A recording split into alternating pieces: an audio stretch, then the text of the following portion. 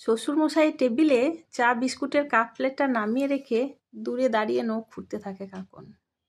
শ্বশুরমশাই খবরের কাগজ থেকে মুখ না তুলে জিজ্ঞাসা করলেন, কি চাই?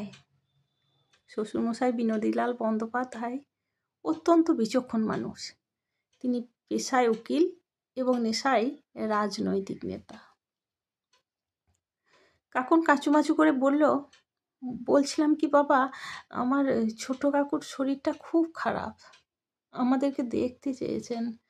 যদি আপনি অনুমতি দেন তো। এতই যদি ভাইজির প্রতি দরদ, তাহলে বলো না পণের টাকাটা শোধ করে দিতে। কড়া প্রত্যুত্তর শ্বশুরমশাইয়ের। আসলে বাবা, কাকুর অসুখে অনেক টাকা চলে গেল তো, তোমার যাওয়া হবে না। অসহায়ের মতো অনুনয় করে কাকুন। কিন্তু বাবা, কাকু যে আর বেশি দিন বাঁচবে না। শেষবারের মতো যদি একবার। মুখের কথাটা শেষ না হতেই কেঁদে ফেলে কাকুন। বারবার এক কথা পছন্দ করি না, যাও এখান থেকে, ধমক দেয় শ্বশুরমশাই। মুখে কাপড় চাপা দিয়ে কান্না চেপে ঘর থেকে দ্রুত বেরিয়ে আসে কাকুন। শোবার ঘরে জানলার গ্রিলে মাথা ঠেকিয়ে পৌঁছে যায় ছেলেবেলায়। মনে পড়ে ছোট কাকার সাথে বন্ধুত্বের কথা। 12 বছরের বড় ছিল ছোট কাকা।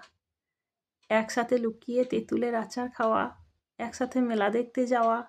মনে পড়ে যখন গ্রামের ছোট্ট নদীটিতে জল আসতো বর্ষাকালে, ছোটকা কোলে করে স্কুলে যাওয়ার সময় পার করে দিত। ছুটির সময় রোজ ছোটকা দাঁড়িয়ে থাকতো, কোনোদিনও একটুও দেরি হয়নি তার।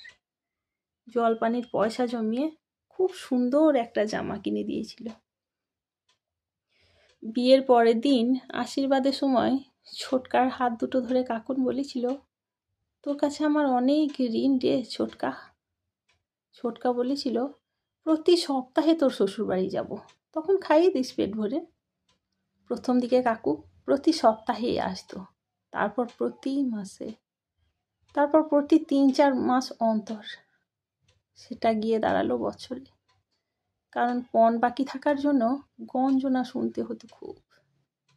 কাকন বলেছিল, তুই আর এখানে আসিস না রে ছোটকা। গত 1.5 বছর হলো তাকে বাপের বাড়ি যেতে দেওয়া হয়নি। শ্বশুরমশাইয়ের কড়া নির্দেশ, পণের টাকা শোধ না হওয়া পর্যন্ত মেয়ে বাপের বাড়ি যাবে না। এসব কথা ভাবতে ভাবতেই তার ঘোর কাটলো মাইকের আওয়াজে। গ্রামে মোড়ের মাথায় শ্বশুরমশাই ভাষণ দিচ্ছেন। তাই আমাদেরকে অত্যাচারিত গৃহবধূদের পাশে দাঁড়াতে হবে, তাদেরকে প্রতিবাদী করে তুলতে হবে। এই ঘৃণ্য পণ প্রথার জন্য যারা গৃহবধূদের নির্যাতন করে, তাদেরকে উপযুক্ত শাস্তি দিতে হবে। নমস্কার, আমি কলমে করবী চ্যাটার্জি।